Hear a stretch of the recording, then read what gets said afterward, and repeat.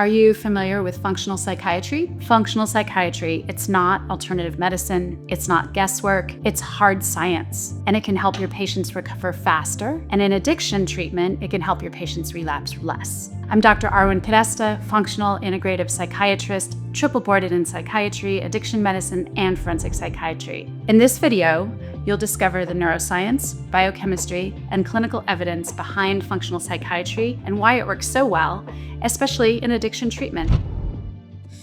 Functional psychiatry works because it looks beyond symptoms.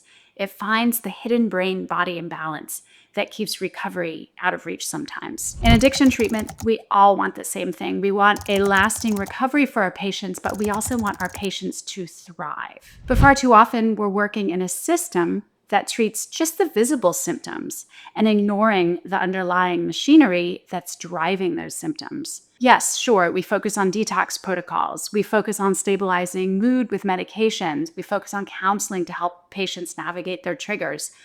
All super important. But if we just stop there, we're really just putting a patch on really kind of a deeper wound. So think about it. How many times have you had a patient who seemed motivated, followed the program, took their medicine religiously, ticked all the boxes, still relapsed, and wasn't thriving? To me, it's heartbreaking, and it can leave both patient and clinician feeling just frustrated, feeling defeated. So what's one of the missing pieces? It's not always willpower or therapy adherence. Sometimes it's an undetected brain-body imbalance that's been quietly sabotaging every single effort they make. Things like chronic inflammation, hormonal dysregulation, micronutrient deficiencies, disrupted sleep patterns. Each of these and more can directly fuel cravings, impair decision-making, and can weaken emotional resilience. And here's the kicker. If we don't look for these issues, we just can't treat them, which means we might be sending our patients right back to the same biochemical environment that drove the addiction in the first place. And that's the revolving door I want to help you close. Imagine this. You're sitting across from a patient who's been through treatment more times than they can count. On the surface, they're doing everything right, showing up to sessions. They nod when you talk about coping strategies. They tell you how committed they are to changing, but you can see it in their eyes. They might just not have that spark. Their energy's low, their mood is all over the place, and cravings still come in waves that they really can't control sometimes. And then they relapse. And you're left wondering, what did we miss? What slipped through the cracks? What didn't I address? So think about from the functional psychiatry lens, and we zoom in on those cracks. Because sometimes the reason a patient can't really sustain a recovery, it doesn't really have anything to do with their mindset or motivation, and everything to do with what's happening under the hood. And that's exactly how I explain it to patients, that I want to look under the hood to understand some root cause. Their neurotransmitters might be out of balance. Their cortisol levels might be stuck in overdrive. They might be living with nutrient deficiencies so severe their brain can't even produce the chemistry it needs to stabilize mood or reduce cravings. And when you start to see your patients through that lens, the story changes. Suddenly, the relapse isn't a mystery. It's kind of a predictable outcome of a body and brain that have never fully been restored. And that's where functional medicine, functional psychiatry can make all the difference.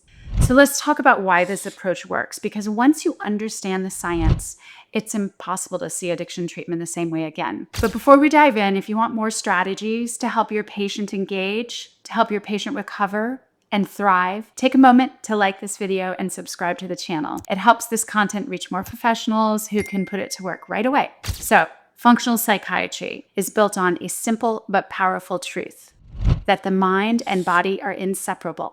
Cells are part of our thought structure. Every thought, mood, impulse is influenced by what's happening in the body's system, your endocrine function, your gut microbiome, your inflammation levels, even your sleep-wake cycles. When those systems are out of balance, the brain is forced to work under constant stress. Now, in traditional psychiatry, we might start by identifying symptoms and then use those categories of symptoms to identify and make a diagnosis.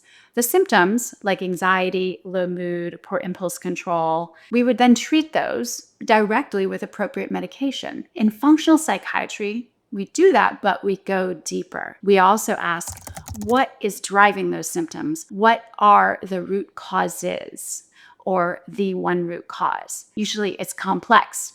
It's hard. Sometimes it's neurochemical.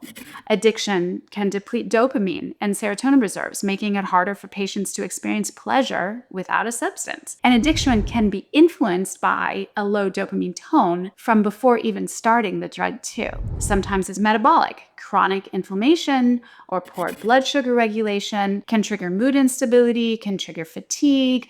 Both of those make relapse more likely, as you can imagine. Sometimes it's environmental, causing structural changes like trauma and stress or injury.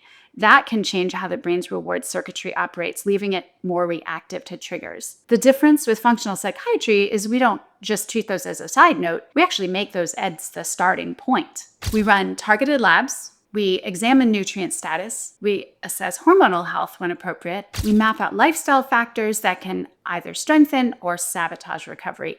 Then we address them in ways that are evidence-based, that are measurable, and that are designed to restore balance, not just mask the symptoms. Guess what the result is? You're not just helping a patient white knuckle it through the recovery, you're rebuilding the very foundation that allows them to feel stable, to feel motivated, and to feel resilient so that recovery isn't just possible, it's sustainable. Now that you get the science, the question is, how do you actually integrate it into your practice? How do you take these basic principles of functional psychiatry and turn them into real changes to improve outcomes for your patients? Well, the good news is you don't have to overhaul your entire treatment model to start making a difference. You can begin with small, targeted steps that uncover what might be hiding in plain sight. Start by expanding your intake lens. When you meet a new patient, go beyond the standard psychiatric and substance use history. Ask about sleep quality. Ask about nutrition, eating patterns, chronic pain, gut issues, exercise habits, fatigue, diseases from childhood, uncomfortable things. These details aren't just lifestyle trivia. They're actually potential clues to the physiological stressors that may fuel addictive behaviors. Next, introduce functional assessments gradually. That might mean adding a basic panel of labs that look like thyroid health, vitamin D, B12,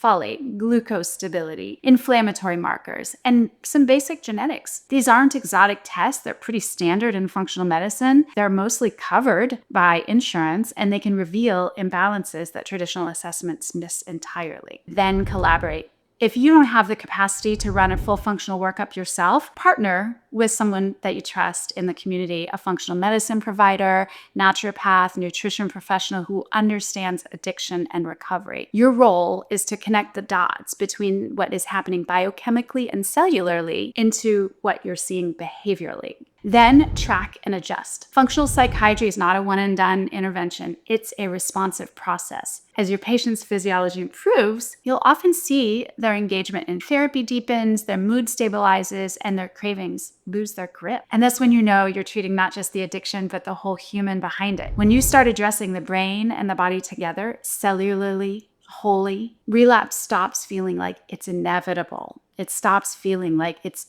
just part of the process. You're no longer left wondering why a patient who seemed so committed couldn't stay the course. Instead, you actually have a framework, a scientific, evidence-based approach that uncovers the physiological obstacles to recover and treats them alongside the psychological ones. That's the power of functional psychiatry overall and in treating addiction. It's not about replacing what you already do. It's about amplifying it, deepening it, and giving your patients every possible advantage to sustain recovery. So here's my challenge to you. Take one small step this week to look beyond the surface. Whether that's asking a new intake question about sleep quality, ordering that functional lab, or reaching out to a colleague in integrative care, start building this into your practice habit. The results might surprise you. And if you want to know exactly how to make integrative addiction care work in real-world settings without getting overwhelmed or lost in theory, then you need to watch the next video. In it, I'll walk you through the practical steps to take the approach from idea to implementation so you can see measurable results with your patient. Click here to watch now and start putting these strategies into action.